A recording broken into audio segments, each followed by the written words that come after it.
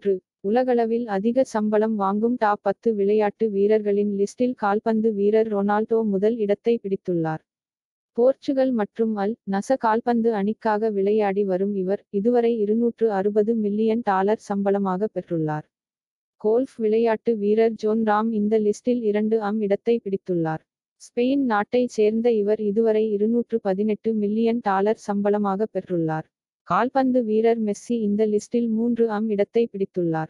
அர்ஜென்டினாவைச் சேர்ந்த இவர் inter Miami கால்பந்து அணிக்காக விளையாடி வருகிறார். இதுவரை இவர் $135 மில்லியன் சம்பளமாக பெற்றுள்ளார். 10ஆம் இடத்தில் அமெரிக்க கால்பந்து வீரர் லமா ஜாக்சன் இடம் பிடித்துள்ளார். அமெரிக்க கால்பந்து விளையாட்டில் விளையாடுவதற்காக இதுவரை சுமார் $100.5 மில்லியன் சம்பளமாக பெற்றுள்ளார்.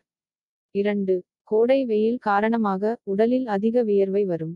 இதனால் உடலில் இருந்து அதிகளவில் திரவம் வெளியேறும். இதன் காரணமாகி உடலில் நீர்ச்சத்து குறைபாடு ஏற்பட்டு நீங்கள் மிகவும் சோர்வாக இருப்பீர்கள். எனவே உடலை நீரேற்றமாக வைத்துக் கொள்வது அவசியம். அந்த வகையில் நெல்லிக்காய் ஜூஸ் உடலை நீரேற்றமாக வைத்திருக்க உதவும். நெல்லிக்காய் சாறு உட்கொள்வது நோய் எதிர்ப்பு சக்தியை அதிகரிக்கவும் வெப்ப பக்கவாதத்திலிருந்து பாதுகாக்கவும் உதவுகிறது. 3. யுபிஎஸ்சி தலைவராக முன்னாள் பாதுகாப்புத்துறை செயலாளராக இருந்த அஜய் குமாரை நியமித்து மத்திய பணியாளர் அமைச்சகம் அறிவிப்பை வெளியிட்டுள்ளது. யுபிஎஸ்சி தலைவராக இருந்த பிரீத்தி சுதன் கடந்த ஏப்ரல் மாதம் 29ஆம் தேதி ஓய்வு பெற்றார். 1985ஆம் ஆண்டு இந்திய ஆட்சிப்பணியில் சேர்ந்த இவர் கான்பூர் ஐஐடியில் பொறியியல் பட்டம் பெற்றார். இதையடுத்து அமெரிக்காவில் உள்ள மினசோட்டா பல்கலைக்கழகத்தில் முதுகலை பட்டம் பெற்றார். 4. கத்தார் மன்னர் குடும்பம் அதிபர் டிரம்புக்கு $3400 கோடி மதிப்பிலான போயிங் 747-8 என்ற ஆடம்பர விமானத்தை பரிசாக வழங்க முன் வந்துள்ளது.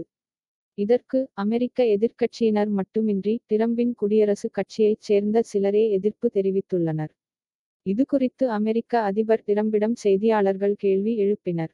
5. பிரபல தெலுங்கு நடிகர் ராம்சரனுக்கு லண்டனில் தத்ரூப மெழுகு சிலை வடிக்கப்பட்டுள்ளது. இது தொடர்பான வீடியோ காட்சிகள் சமூக வலைதளங்களில் வைரலாகி வருகின்றன. 2022 அல் வெளியான RRR திரைப்படம் ராம் சரணுக்கு இந்திய அளவில் புதிய மார்க்கெட்டை ஏற்படுத்தி கொடுத்தது. 6. ஜிஎஸ்டி வரி விதிப்பில் மகாராஷ்டிரா மாநிலம் முதல் இடத்தில் உள்ளது.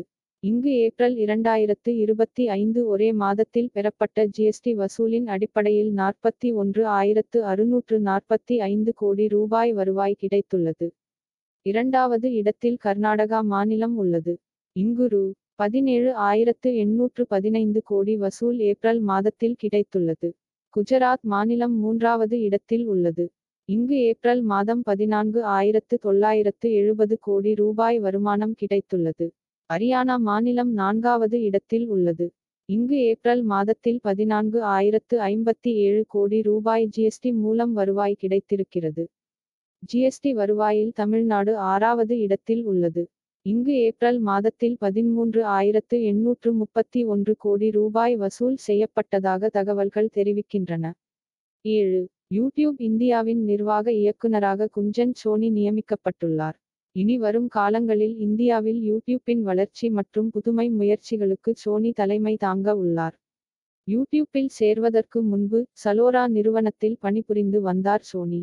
சிங்கப்பூரை தலைமையிடமாக கொண்ட இந்த நிறுவனத்தில் சுமார் 6 ஆண்டுகள் குழு தலைமை நிர்வாக அதிகாரியாக பணியாற்றினார். 8. ஐ.எம்.சி எனப்படும் கல்வி நிறுவன மேலாண்மை குழுவை அமைக்க தமிழக அரசு முடிவு செய்துள்ளது. இதற்கான ஏற்பாடுகள் விறுவிறுவென நடந்து வருவதாக சொல்லப்படுகிறது. இந்த முயற்சிக்கு நல்ல வரவேற்பு கிடைக்கும் என எதிர்பார்க்கப்படுகிறது. ஏனெனில் பெற்றோர், கல்லூரி விரிவுரையாளர்கள், உள்ளூர் பிரதிநிதிகள் என அனைவரும் ஒருங்கிணைந்து செயல்படும் போது பலதரப்பட்ட ஆலோசனைகள் கிடைக்கும். இவை மாணவர்களுக்கும் கல்லூரிக்கும் பெரிதும் உதவிகரமாக இருக்கும்.